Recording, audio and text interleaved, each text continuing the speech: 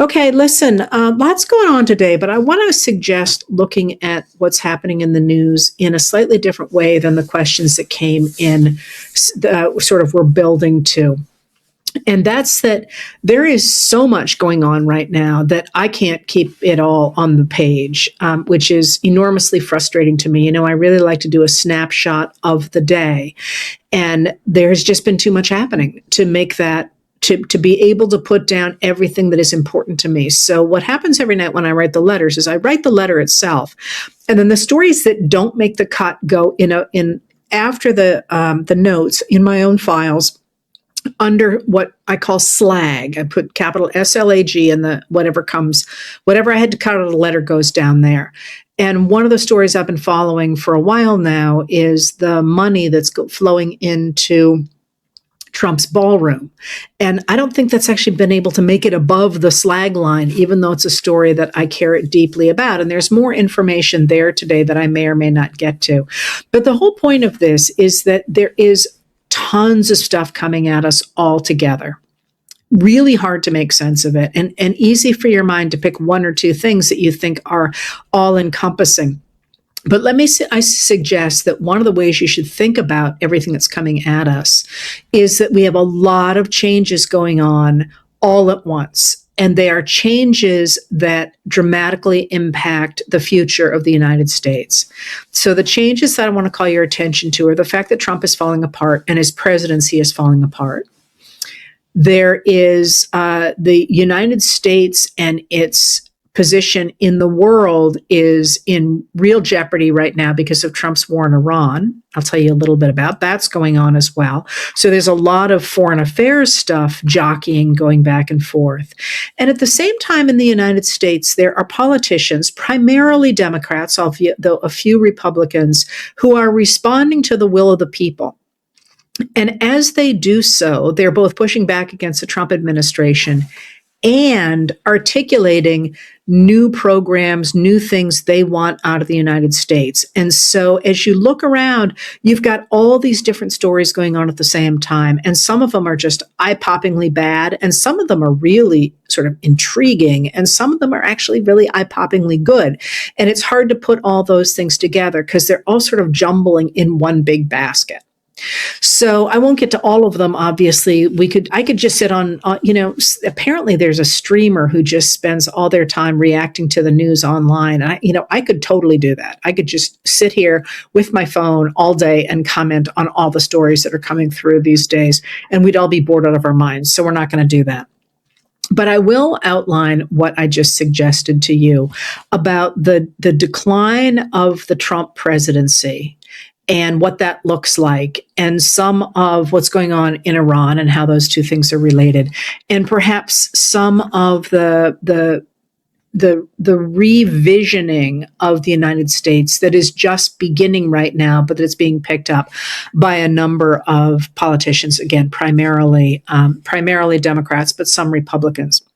So first of all, there was a story in the Wall Street Journal this weekend about the fact that Trump was so unhinged and so angry after the shooting down of the plane in Iran that his aides didn't actually keep him in the room when they were getting news from the front. Instead, they felt that his fury and his inability to manage the situation would do more harm than good. So they isolated him from what was actually going on and just told him the stuff that they thought he needed to know. That's a really big deal. That is a really big deal. If the commander-in-chief is incapable of being the commander-in-chief, that's 25th Amendment material, impeachment material. That's a really, really bad situation. Now, a number of you asked about the report that we have had over the weekend that Trump demanded the nuclear codes and that General Dan Kane wouldn't let him have them. I have not seen that myself from a credible source. I've seen it about 4 or 5 times, and it's my guess that somehow somebody took that story about how angry and inappropriate he was and took it a little bit beyond what information we now have would warrant. I could be wrong. There could be good, solid evidence of that out there that I just haven't seen. But it's not really a surprise because we know he talked that way in his first term. And we also know something that I feel has gotten really too little attention. And that's that in his first term, Trump's people initiated the development of sort of weaker nuclear weapons, strategic nuclear weapons than we'd had in the past, because they rejected the idea of massive deterrence and instead said, well, if we can create nuclear weapons that aren't as bad as the ones that would, simply flatten everything, we could actually use them, and that would be more of a deterrent than having nuclear weapons that nobody can use. And they did, in fact, develop those strategic nuclear weapons. And it's something that really hasn't gotten a lot of attention. But if you're interested, just Google it. Strategic nuclear weapons, Trump, and you'll see that information come up and what they were doing there. So it's not like you can see how somebody would have gotten there. Maybe Trump did do that. I personally have not seen anything that looked to me to be adequately sourced to say that that really happened, but it wouldn't be a surprise. So there was that story coming out over the weekend, but there was more than that. Remember that the Wall Street Journal is owned by the Murdochs, who are the Fox News people, the real right-wing media people. And they have been looking the other way, at least, when the Wall Street Journal's reporters put out stories like this for a long time now, which suggests that they have really soured on Trump. And that will really matter for the larger media ecosystem. And just to be clear, the Wall Street Journal's editorial page is far right. It's really, I read it every day just to see what they're talking about, but it's really far right. Their journalists are very, very good. They're good, solid journalists. Especially Josh Dawsey is one of the ones that I follow. He moved over there from the Washington Post, but he's a really good, solid political reporter. And in fact, there's not a reporter over there off the top of my head that I have a complaint with. So when you hear Wall Street Journal, remember, there's a real difference between the editorial page and the news desk, and that this reporting from, I think Dawsey was on the story I just told you about, but it was good, solid reporting. Now, at the same time, over the weekend, and I don't remember what day it came out, there was a story in The Atlantic about Kash Patel, who's the director of the FBI. And what it said was that he has a drinking problem, he's not spending much time at the office, and that he himself is a national security risk. Now, he went on the talk shows on Sunday to say this isn't true, because he's actually had issues with Trump before over what he did, a number of things he's done, but he has not been a rock solid FBI director. But Trump was especially upset about the pictures of him drinking in the hockey locker room of the U.S. men's hockey team at the Olympics. And so he sort of went on the television to say this is, the story is not true at all. And then really to try and court Trump again by saying, we're about to arrest people who were involved in stealing the 2020 election. And Patel has sort of a history of getting in trouble with Trump and then throwing him some red meat. And that seemed to be what he was doing. Then on Monday, he came out and sued The Atlantic and the author of that piece for $250 million, for $250 million.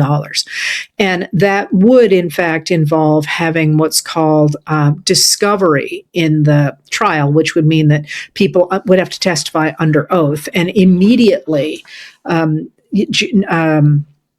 journalists have filed Freedom of Information Act requests of the government wanting to see Kash Patel's schedules and whether or not there are any memos or law enforcement or security enforcement issues having the words hangover or drunk or anything like that. But there's something, not only is Kash Patel weakened and really a liability, not just for the country, but for the president. But there's something else about the stories that you're starting to see coming out of the administration. And that's, I've said this to you before, a tight administration, an administration that is working well, is not going to have leaks. People are going to be loyal to the team, and they're not going to want to jeopardize their relationships, and they're happy with where they are, so they don't tend to leak. The Trump administration is leaking like a sieve. I mean, this is one of the places where Pete Hegseth, as defense secretary, has tried desperately to stop the leaks there. Remember, he tried to get rid of all the journalists who were at the Pentagon and replace them essentially with right-wing hacks, and it didn't work. In fact, the good journalists continue to have sources from within the Pentagon, and they're still getting great stories. But the fact that the members of the FBI have turned on Kash Patel to this degree, that I believe there were 12 people at least cited in that Atlantic story, suggests that the cabinet offices are starting to fall apart. And you saw the same thing at the Department of Labor, where the Secretary of Labor has just resigned because so many people complained about her tenure there and the advantage she was taking of people, asking them to bring liquor for one thing to her offices, asking her to do personal tasks, and having, I think, men in her family, I don't remember which ones they were apparently making advances on the women staffers in the department. Anyway, she resigned. And what you're seeing, I think, is a number of things. One of the things that interests me here is it strikes me that MAGA Republicans for so long have complained about everybody in government simply using the place for their own interests, that they really believed it was true. Then this is sort of a form of projection. You think other people would act like you would. That's not actually what was going on. People in those positions were actually doing their jobs. And then once MAGA people got in there and treated them with the disdain that they had held for those jobs, you're watching it all fall apart. And so that suggests now Trump has lost his Secretary of Labor, his Attorney General, and his Homeland Security Secretary, all women, which is not a coincidence. But remember I said to you a few months ago that you had to start picking away at his cabinet because his cabinet was protecting him, and not just by acting in certain ways that protected him, but by deflecting the other attacks that would come on him. He could just push them off on his cabinet secretaries, and those cabinet secretaries are dropping. And you saw today on the Hill, Robert F. Kennedy Jr., the Secretary of Health and Human Services, just kind of getting eaten alive by people who were listening to him at a hearing. So more and more there is pushback against the administration, and that is a reflection in part of Trump's weakness, but it is also a way to weaken him. Those two things work together. All right. So what else do I mean by what's going on here? Iran.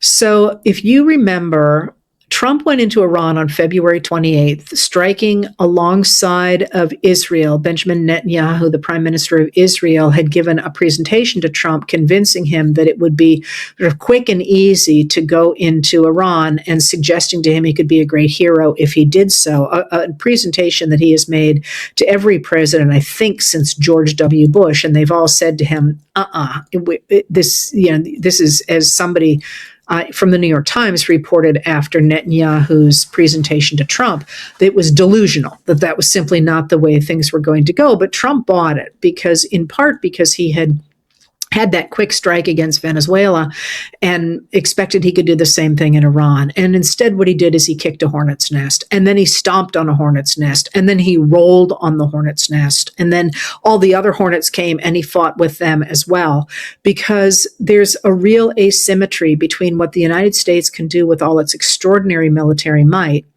and what Iran needs to do in order to be able to declare victory over the United States. Those two things are asymmetrical. So the U.S. has done an enormous amount of damage to Iran, and Israel as well has done an enormous amount of damage to Iran. And Israel, of course, has been bombing southern Lebanon as well, where the Iranian-backed Hezbollah operates. They're a non-state actor, but they're backed by Iran, and they're not part of the Lebanon's government. So the recent ceasefire between Israel and Lebanon's government was that was the ceasefire that stopped the bombing in southern Lebanon for about a minute and a half. They're still theoretically the ceasefire is still holding. I don't quite understand how you can have ceasefires when everybody's still firing at each other. But there you go. I guess it's reduced. I don't know. But anyway, he expected that this is going to be quick and easy. And instead, what happened is that while the United States and Israel have done an enormous amount of damage, as I say, all Iran has to do to maintain victory or to maintain that they are succeeding over the United States is to survive. And in this case, to close the Strait of Hormuz, which is pretty easy to do. That's that strait through which about 20% of the world's oil travels, and more than that of liquid natural gas, and I think it's about 30% of the components of fertilizer. And you can really close it largely by threatening. And what that means is that the big world insurers that are all of them backed by Lloyd's of London, which I talked about to you a few days ago, the insurers say we can't insure you, and if you can't be insured, you can't run a ship. At the end of the day, who gets insured is and how insurance works is remarkably interesting. And someday I will do a whole lecture on insurance, because that really once you get insurance, which comes from Lloyd's actually. Lloyd's actually started in a coffee house. I'm sorry, I won't go deeply in this rabbit hole, but it's sort of interesting. They started to insure ships by all the ship owners getting together and saying, we'll pool our resources to make sure that, it's called underwriting. They literally would put their names under each other's so that if one ship goes down, you don't lose everything. We all take a hit, but everybody can continue to function. And that's basically how we got the modern concept of insurance. And I'm going to stop there because it's really interesting how that translates to America. And it's killing me, but I'll stop there. Anyway, he expected this was going to be easy, and it hasn't been. And he keeps screaming at people going, we're winning, we're winning, we're winning. I won. This is great. Everything's lovely. And then Iran says the strait is closed because you're not doing what you said you were going to do. And he keeps screaming, you can't do that. You have to open the strait. And remember, first of all, he tried to get other countries to open the strait. And they were like, dude, it's not our problem. We didn't get a hornet's nest. And then he tried to threaten Iran into opening the strait. Remember, he said, civilization's going to die. And then over the last weekend, he simply said, great news, it's open. Everything's great. They're never going to close it again. And meanwhile, Iran's like, not really happening until you stop blockading our ports, which is what Trump has been doing. So what this has done is it has, first of all, dramatically weakened the United States, and it has dramatically strengthened Iran, but it's also made the United States look incredibly erratic, because Trump will say one thing and his advisors will say something else, and then he'll turn around and change what he said. So, for example, he said that Vice President J.D. Vance was not going to Pakistan for talks, and then he said he was, and then he said he was on his way at the same time that J.D. Vance actually was in a motorcade pulling up to the White House. And then as of today, the talks were off, and he said he was not going to extend the ceasefire with Iran, which ends tomorrow. And then tonight, he said, I'm going to extend it indefinitely. And the bottom line is Trump has no good options in Iran. There really are no good options, simply because it's so easy for Iran to close the Strait of Hormuz, and it is not easy at all for Trump to force it to open again. And so probably what we're going to see there is Trump taking a huge loss and simply announcing that he won. And it will probably look like Iran reopening the strait in some form, and probably being able to either put a toll over the strait or have access to its frozen assets that are still around the world. But it's a really big problem for Trump. And one of the things that's going to come out of this, of course, is we're starting to see now is that gas, the price of a barrel of oil is sold as oil futures. And now we have seen the last of the oil from before Trump invaded coming to other countries. And so what you're going to see now is the more expensive oil starting to move its way into the system. And as that expensive oil moves its way into the system, you're going to see prices rising even more than they already are. So we've already seen inflation. You're going to see more and more inflation. And about 80% of the oil infrastructure in Iran has been damaged by the bombing, and it's also been damaged in other Middle East countries. So going into the summer, you're looking at really high prices, and it just is. That's the way it's going to be, and that's not going to help Trump's approval ratings, which are at all-time lows. There was a new poll out today that had him at 35% job approval, which is about the level, actually a little bit lower the level that George W. Bush was at the very end after Katrina and all that. And Trump's there now, and there's no sign of how that could possibly come back. All right. So there's a couple more things about what's going on here. With this weakening of Trump, you're seeing two real things. You're seeing, first of all, him doubling down on the idea of manipulating the vote in 2020.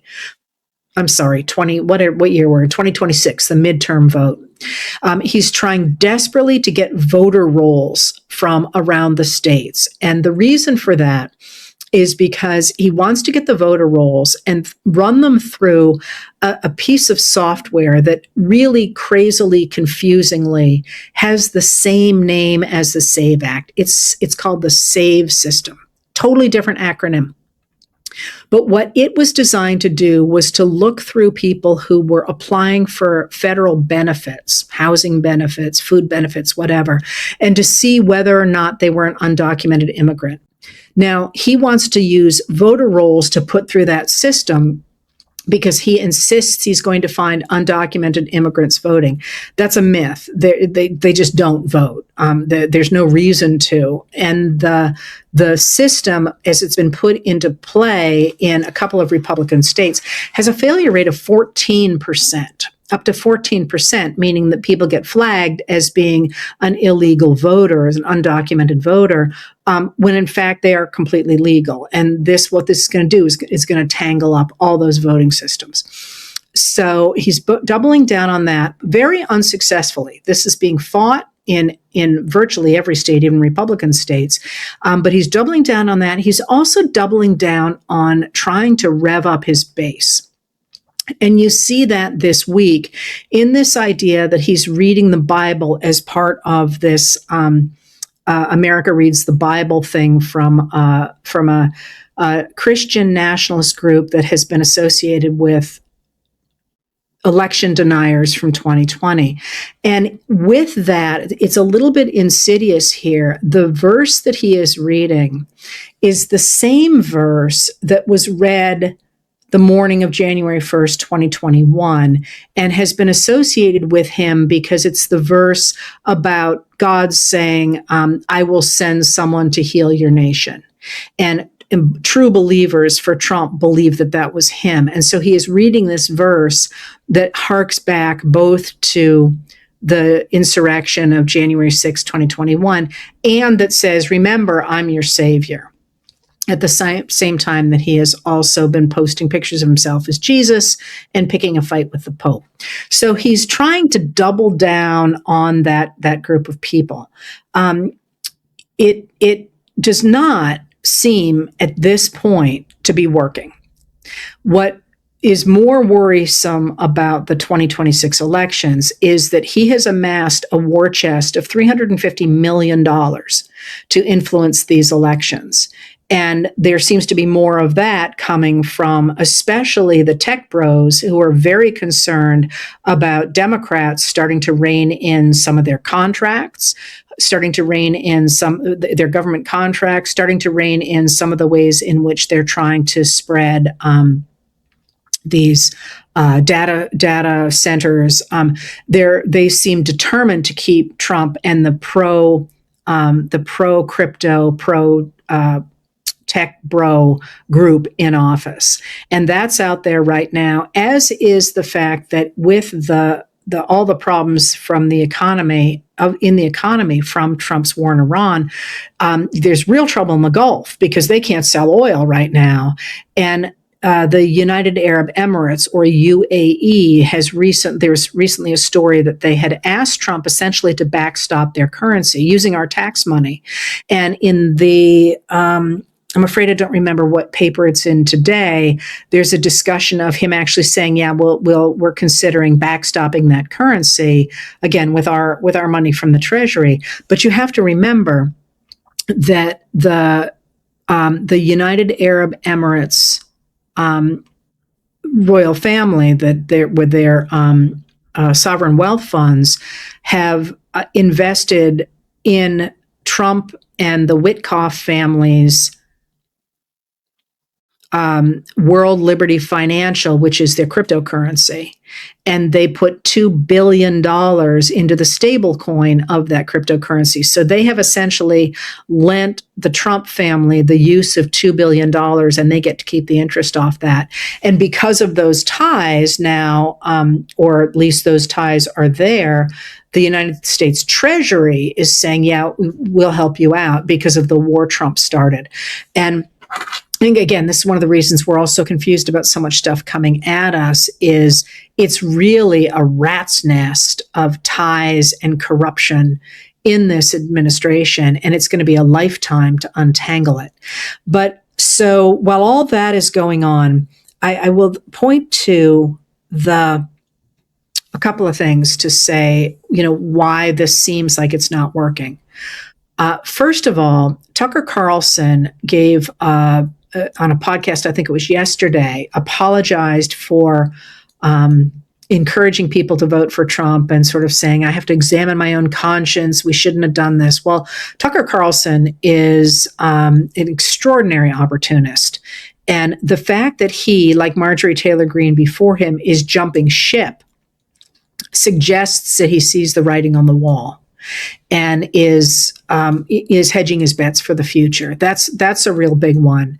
But then there is also the fact that in Congress, you're starting to see more and more people standing up against House Speaker Mike Johnson, a Republican of Louisiana, who's in Trump's pocket. And pretty dramatically last Thursday, he lost on two major votes. And by major, I mean, you probably didn't even read about it, but they mattered because one was about immigration and one was about surveillance. So they were this. When Kristi Noem was the Secretary of Homeland Security, she and the guy who was advising her, Corey Lewandowski, who were close to Stephen Miller, wanted to get rid not just of the criminal undocumented immigrants, which was their cover story. They basically wanted to get rid of immigrants, primarily immigrants of color, everywhere in America.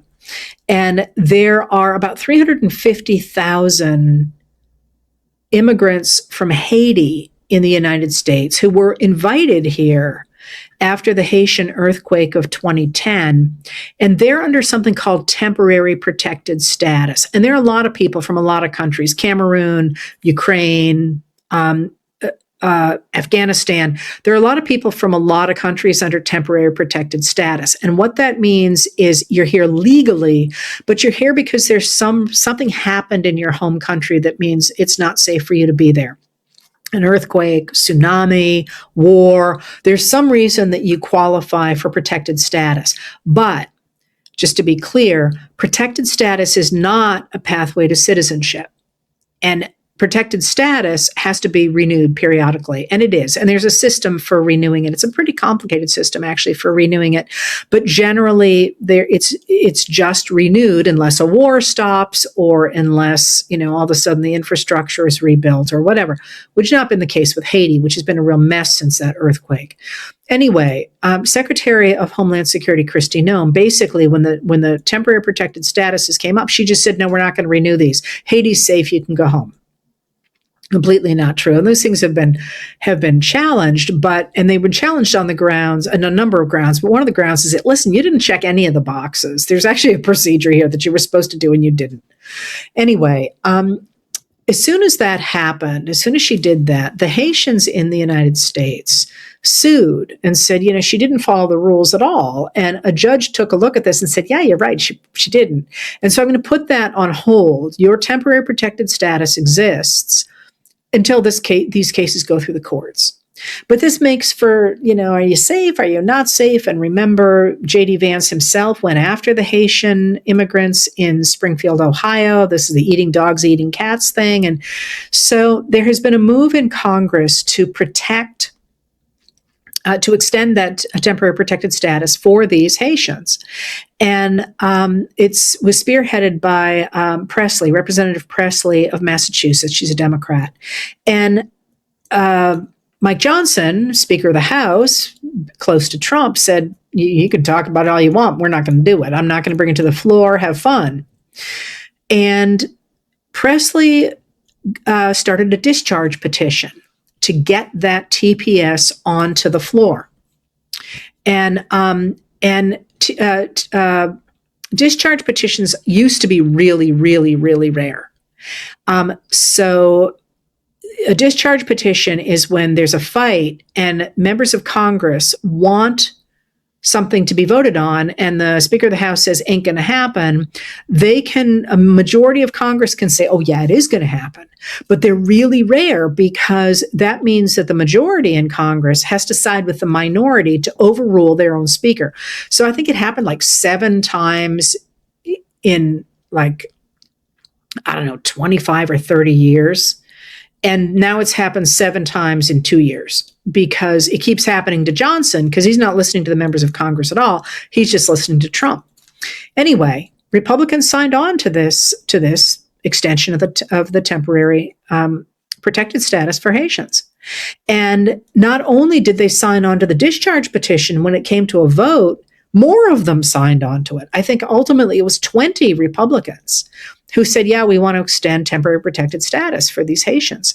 And why is that significant? Because it'll go to the Senate, probably won't pass the Senate. Even if it does pass the Senate, Trump's never going to sign it. It's significant because 20 Republicans pushed back on immigration and said, you guys have gone too far. You got to stop this. And so he lost that on last Thursday. But then there was another thing as well that you'll hear a lot more about from me because it's a really interesting issue. And that's the Foreign Intelligence Surveillance Act, or FISA, if you've seen that, FISA, needed to be renewed as of April 20th, which was yesterday.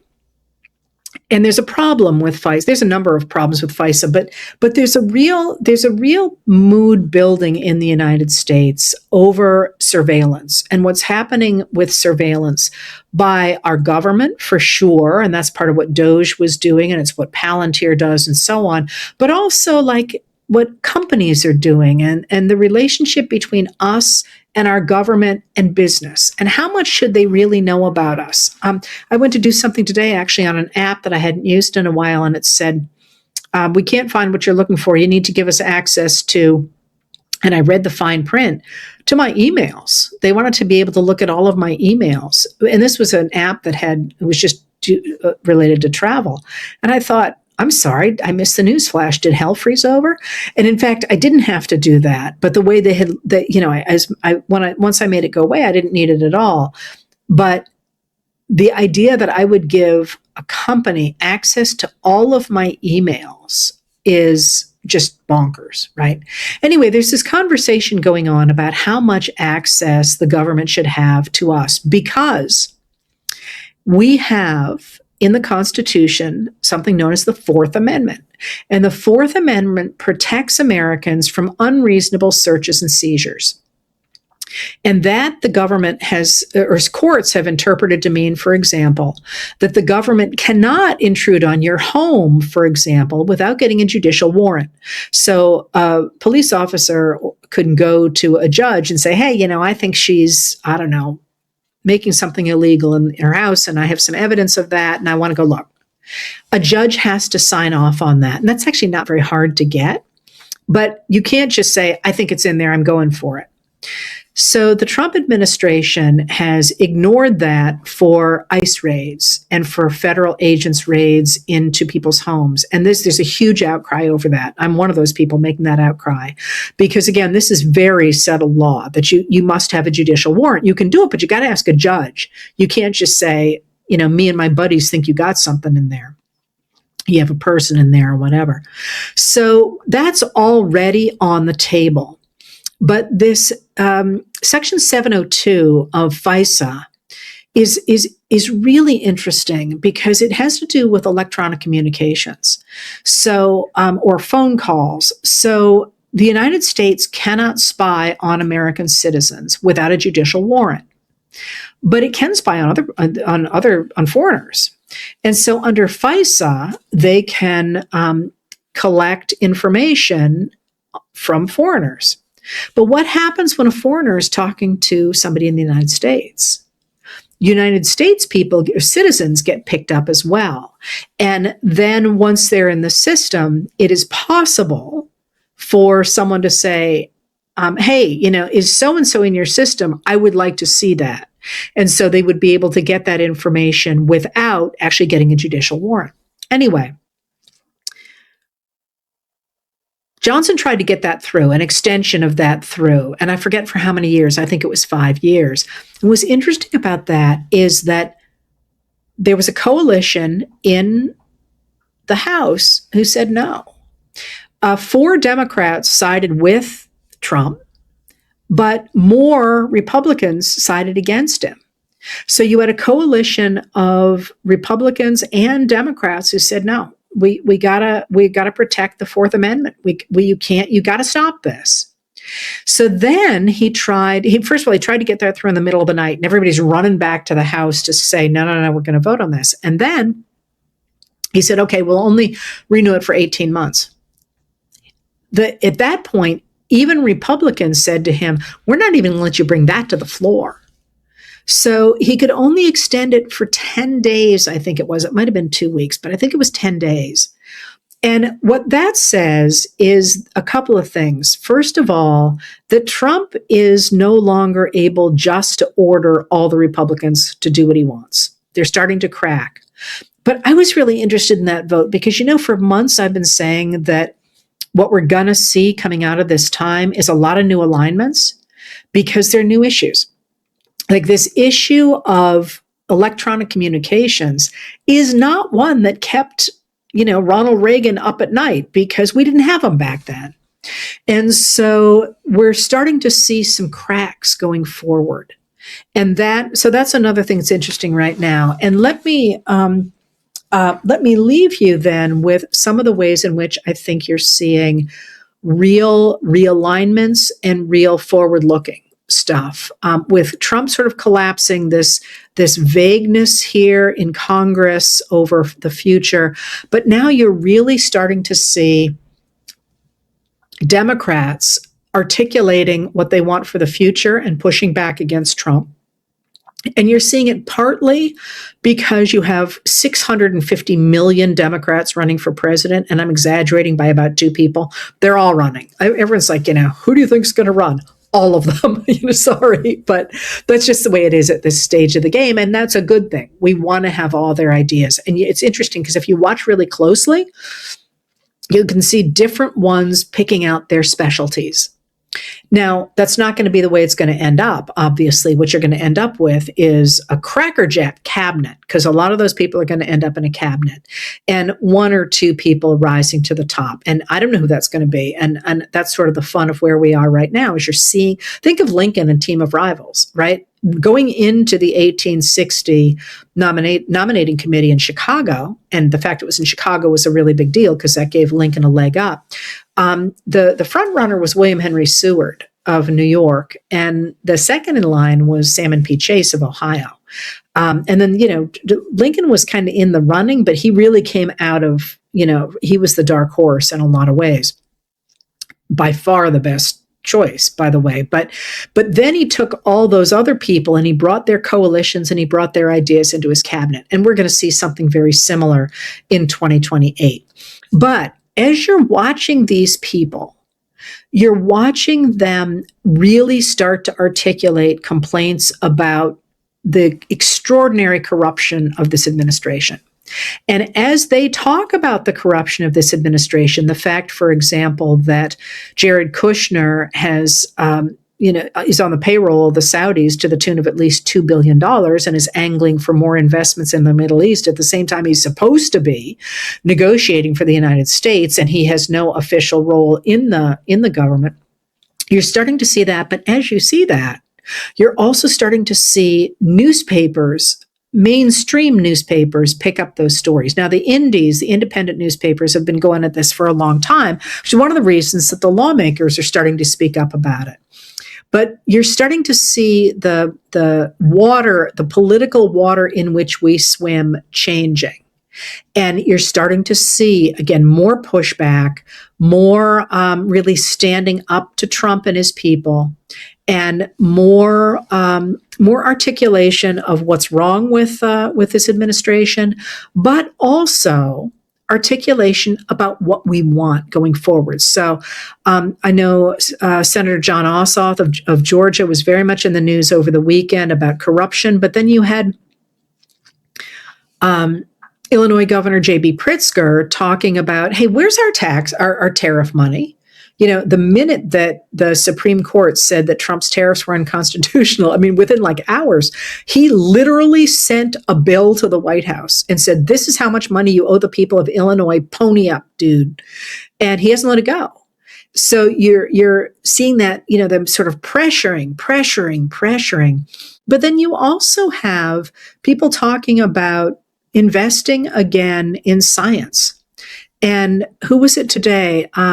I'm going to go with Andy Beshear, the governor of Kentucky, but don't quote me on that one. Talking about education and making education important again. And you're starting to see people envisioning a future. And that, I think, and then you had former President Barack Obama and New York Governor Zoran Mamdani opening preschools yesterday it was, or I think it was, or the day before. It's very cute. But then you're also seeing, both in Illinois and in Massachusetts, I think, and probably other places, sorry, doing it off the top of my head in an inventory here, looking at new ways to increase housing. Probably also in New York as well. So you're seeing more and more envisioning of what a future could look like. And as I say, I think this is why everyone's exhausted, is because it just keeps coming at you all the time. And it's going to continue to do that as Trump deteriorates, because the more he deteriorates, the more crazy stories there'll be. But also the more people will be undercutting him. When you see stories about the White House, remember, those are people leaking. And you're also going to see more Democrats and Republicans stepping forward and saying, there's more room for me here than there was before. So going into this summer, I told you these were going to be the crazy months. The springtime was going to be bonkers. And, I think I gave you a date of we're going to have some big answers by May. And, I don't know, I predict the past, not the future, but we certainly seem to be on track to know a lot more about the future of America in the months to come than we did back in February before Trump went to war with Iran. So once again, I'm going to urge you to keep your voices heard. And as you are seeing politicians get involved in things that matter to you. And at this point, you can find anything. There's organizations working on electronics in schools, other people talking about gun safety regulation, other people talking about healthcare rights, people talking about education, people talking about the environment. I mean, we got it all. Speak up. This now is the building time. And the work of building is going to take a really long time. But now is the time when we envision what our future can look like. Think, I've talked a lot about what happened after the great crash of 1929, when Hoover clearly was not up to the task of repairing the American economy and the nation itself. people articulated what they wanted so that when FDR came in 33, he's elected 32, he takes office in March of 33, he hit the ground running. And we're in that envisioning period now. So don't sit this one out. Now is the fun time to say, hey, that's a really cool idea. I never thought about that. I want to know more about that. And that is that's kind of the where we are now. Now, I don't want to give you the impression that things are going to be easy from now on. I don't know about you. As I told you, I'm exhausted, and I don't mean sleepy exhausted. I just mean it's been coming at us now for close to a decade. But and Trump is very much still president, most powerful man in the world, erratic as can be. We don't know what's going to happen next. The world is changing around us because we reelected Trump. Other countries are cutting us out of trade. They're cutting us out of defense organizations. They're really reorganizing the world without us at this moment. We're going to have to deal with that going forward. Lots of stuff is going to be really bad, but there is spring in the air. And I don't mean that just in terms of the weather. So make sure you enjoy it and you get out there and be part of, the world that is re-envisioning what our future can look like.